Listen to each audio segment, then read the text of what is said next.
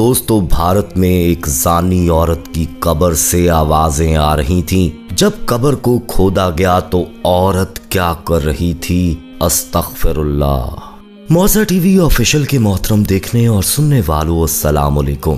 प्यारे दोस्तों, जना एक हराम काम है। इस काम से बार बार मना किया गया है और ख़ास तौर पर शादीशुदा औरतें जब अपने शौहर को छोड़कर किसी गैर मर्द से ताल्लुक़ रखती हैं तो ऐसा गुनाह तो बहुत ही बड़ा गुनाह है। बाज़-औक़ात गैर मर्दों के साथ बातचीत करने और दोस्ती को बहुत ही आम समझा जाता है, लेकिन दरअसल गुनाह की जानिब ये पहला कदम होता है। और यही हुआ एक ऐसी लड़की के साथ कि जिसने आंख खोली एक मुस्लिम घराने में, लेकिन जहां पर वो रहती थी उस जगह काफिर थे, हिंदुओं की भरमार थी और वो लड़की उस जगह तन्हा अपने आप को महसूस करती। इसके घर वाले बहुत शरीफ नेक थे, मजहबी घराना था। खास तौर पर उसके वालिद साहब तो अल्लाह के बहुत ही करीब थे, यानी मस्जिद के इमाम थे।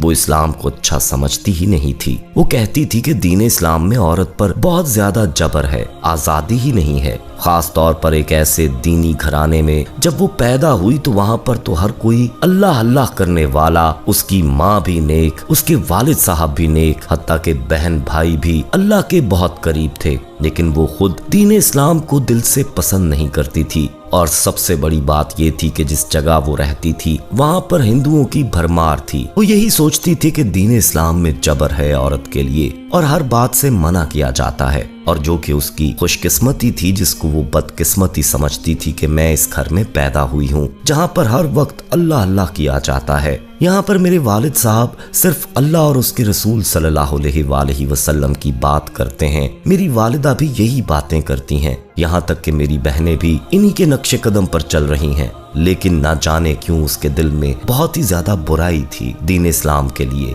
और एक मौका उसे आखिरकार मिल ही गया। उसको इस बस्ती में रहकर हिंदू लड़कों से दोस्ती करने का। वो इस तरह के इनके घर में लड़कियों को पढ़ाने का रुझान था। इसके वालिद साहब चाहते थे कि जिस तरह उन्होंने मजहबी अलूम हासिल किए हैं, दीनी तालीम हासिल की है, उनकी बेटियां भी आला पाए पर इल्म हासिल करें और दीन इस्लाम को फरोग दें। इनके घर में खास तौर पर औरतों को तालीम देने का बहुत ज्यादा रुझान था, लेकिन इस तालीम का उसने गलत फायदा उठाया। घर से निकलती जरूर थी, मदरसे जाती थी, लेकिन रास्ते में उसकी दोस्ती हो गई एक हिंदू से, जिसने उसके हुस्न को देखा तो उसका दीवाना हो गया। वो लड़की तो पहले ही इसी इंतजार में थी कि किसी तरह अपने मजहब से फरार इख्तियार करे। उसने फौरन उससे दोस्ती कर ली और अब वो मदरसे जाने के बहाने उस गैर मुस्लिम दोस्त से मिलती। वो आपस में करीब से करीब आते जा रहे थे। एक बार उसने कहा, तुम मुसलमान हो, लेकिन तुम किस तरह मुझसे मिलती हो? मैं तो गैर मुस्लिम हूँ, मेरा मजहब तो तुम्हारे मजहब से बिल्कुल बरखलाफ यानी उलट है।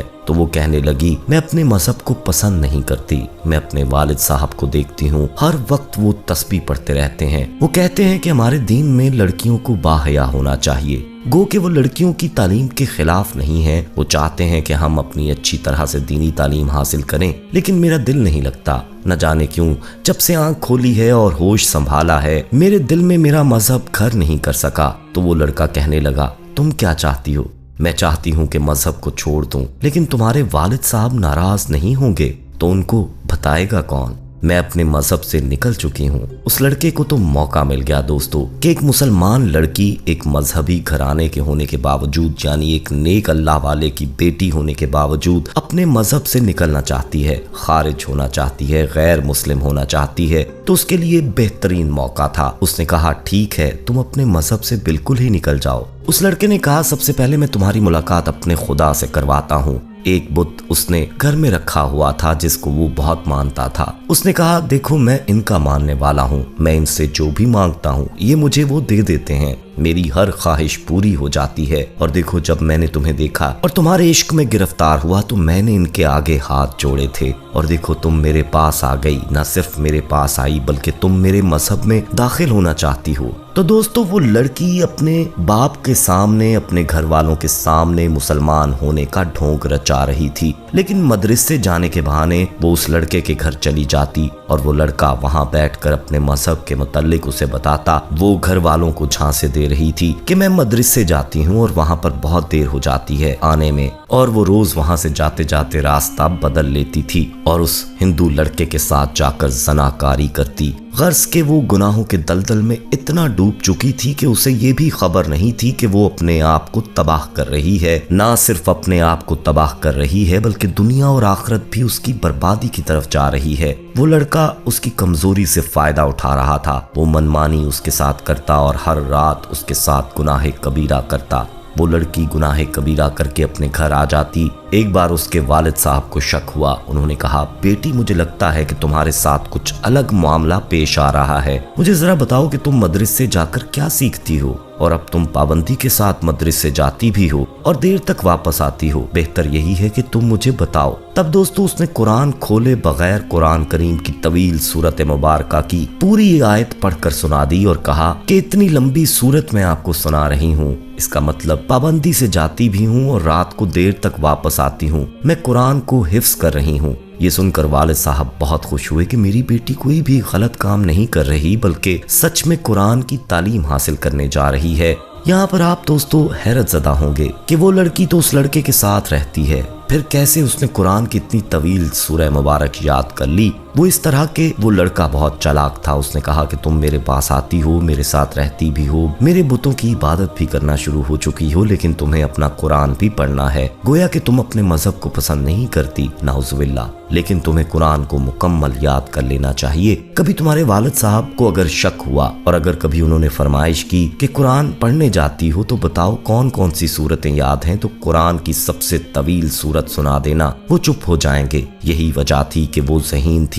उसे कुरान की वो सूरतें याद थीं जो उसने याद की थीं, वो सुना दी। दोस्तों कुरान उसके हल्क से ऊपर तक था, दिल में नहीं उतरा था। यहाँ पर अपने वालिद को तो उसने चकमा दे दिया, यानी उनके दिमाग को तो घुमा दिया, उनको धोखा तो दे दिया, लेकिन क्या अल्लाह ताला को वो धोखा दे सकती? हरगिज नहीं। मेरा रब तो तन्हाई में गुजारे हुए लम्हात को भी जानता है और लोगों के दरमियान बैठकर जो इंसान सोच रहा होता है तब भी इस बात को जानता है। दोस्तों एक रात जब वो गुनाहों के दलदल में गिरी हुई थी, वो गहरी खाई में गिरती जा रही थी, बराना हालत में थी, झूठ बोल रही थी कि मैं कुरान पढ़ती हूँ, कुरान की तालीम हासिल करती हूँ। उस लड़के के साथ पूजा करने के बाद जब आराम से उसके साथ गुनाह कबीरा कर रही थी, उसी वक्त मौत का फरिश्ता आया, उसकी रूह कब्ज कर ली। दोस्तों वो लड़की बराना हालत में बंद कमरे में उस दोस्त के साथ मौत के मुंह में जा चुकी थी। वो लड़का, वो हिंदू लड़का उस लड़की की अचानक मौत पर बहुत परेशान हुआ। उसको बाहर ला नहीं सकता था, किसी से उसका जिक्र नहीं कर सकता था। उसको समझ ना आया तो अपने घर में लड़की की बराना लाश को दफना दिया, यानी कपड़े से लपेटा भी नहीं। इसी आलम में उसने उस लड़की की लाश को सहन में गड्ढा खोदकर जमीन में दफन कर दिया। बहरहाल यहाँ पर वो मुंह छुपाकर बैठा हुआ था और उधर उस लड़की के वालिदैन परेशान थे कि बेटी इस वक्त तक तो आ जाती है,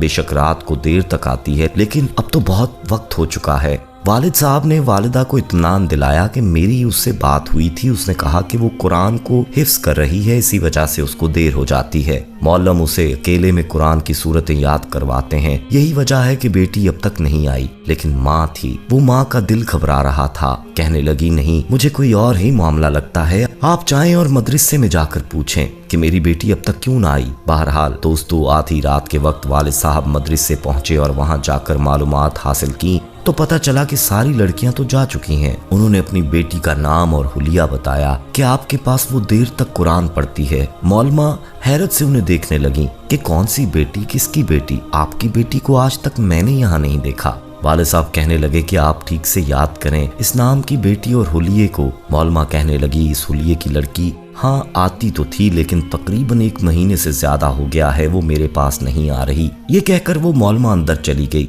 बाप सर पीट रहा था कि आखिर मेरी बेटी ने मुझे धोखा दिया, लेकिन कुरान पाक कैसे उसे याद था? जरूर वो कहीं और पढ़ने जाती होगी। दोस्तों उसने अपने इलाके के सारे मदरसों को देख लिया, लेकिन वहां पर उनकी बेटी ना मिली, बल्कि कहा गया कि हमारे मदरसे की बच्चियां तो मगरिब तक चली जाती हैं, आपकी बेटी की नाम की कोई लड़की यहाँ नहीं पढ़ती। आखिरकार बाप को पुलिस का सहारा लेना पड़ा। सिपाही पूरे मोहल्ले में उस लड़की को तलाश करते रहे। आखिरकार वहां पर हिंदुओं की बस्ती के पास भी पहुंचे और तमाम हिंदुओं से पूछा तो वो कहने लगे कि इस तरह की कोई लड़की हमारे पास नहीं आई। वो लड़का उसी बस्ती में रहता था। उसके घर का दरवाजा भी खटखटाया गया। जब दरवाजा खटखटाया गया तो उसने बड़ी मुश्किल से दरवाजा खोला। दरवाजा खोलने पर वो लड़का बहुत ही ज्यादा घबरा गया। माथे पर पसीने की बूंदें थीं। सिपाहियों को उस पर शक हो गया। उन्होंने कहा कि हमें लगता है कि वो लड़की तुम्हारे यहाँ आई है। बाप कहने लगा, ऐसा कैसे हो सकता है, ये गैर मुस्लिम है, मैं मुसलमान, मेरी बेटी मुसलमान है, एक हिंदू के घर में वो क्या करेगी। लेकिन सिपाहियों को शक हो चुका था। उन्होंने उस लड़के को हटाया और अंदर जाकर देखा। पूछगछ की और सहन में खुदी हुई जमीन देखकर बात वाज़ेह हो चुकी थी। उस लड़के को आखिरकार मानना पड़ा और उसने सच बोला कि वो खुद ही मर गई। इसके बाद उसने सारा वाकया बता दिया कि उसने लाश को कैसे सहन में दफना दिया है। बाप को ये सुनकर शदीद सदमा हो चुका था कि उसकी बेटी यहाँ पर मौजूद थी, एक गैर मुस्लिम के साथ, जहाँ पर जगह जगह बुतों की तस्वीरें लगी हुई थीं। वो पहले ही शदीद सदमे से दो चार था और जब ये बात सुनी कि बेटी इस लड़के के साथ घर में मरी है तो ये सुनकर उसके होश उड़ गए। उन्होंने सहन में मौजूद गड्ढे को खोदना शुरू किया, लेकिन सामने जो मंजर था दोस्तों, सबने देखा। उस मंजर को देखकर सबके रोंगटे खड़े हो गए। उसके जिस्म पर ना कफन था, ना ही कोई कपड़ा था, जबकि उस लड़की के पोशीदा छुपे हुए आज़ा मुकम्मल तौर पर गल सड़ चुके थे। और यही नहीं, उसके जिस्म को लपेटा हुआ था एक बहुत बड़े सांप ने। उसकी जबान बाहर को लटकी हुई थी और उसकी जबान पर वो सांप बार बार डस रहा था। फिर एक बिच्छू चलता हुआ आया और उसके जिस्म को काटने लगा। वो मंजर सब देख रहे थे। ये वो अजाब था जो इस लड़की पर जना के गुनाह की वजह से आया था। शरीफ और बाहया मर्द और औरत तो इसका तसव्वुर भी नहीं कर सकते। और वो तो एक ऐसी दीनी घराने से ताल्लुक रखती थी कि उसका बाप एक मस्जिद का इमाम था, वालिदा हया का पैकर थी। अब वालिद साहब अपनी बेटी को ऐसी हालत में देखकर तड़प कर रह गए, पर वो जानते थे कि अब वो इस जगह से इसको निकाल नहीं सकते। मजबूरन इसी जगह उसके जिस्म पर कपड़ा डाल दिया गया। वो सांप उसे छोड़ भी नहीं रहा था। कीड़े मकोड़े उसके जिस्म को खा रहे थे। उसको उसी जगह दफना दिया गया। दोस्तों, आज भी उस लड़के के घर में उसकी कब्र मौजूद है, लेकिन चीखों की आवाज आती है जो चीख चीख कर कह रही होती है, मुझे बचा लो, मुझे बचा लो, मुझे बचा लो। इस गुनाह से जो मैंने किया है, इस गुनाह की सजा मुझे रोज मिलती है। मैंने झूठ बोला, मैंने इस्लाम को बदनाम किया, मैंने बहुत गुनाह किया।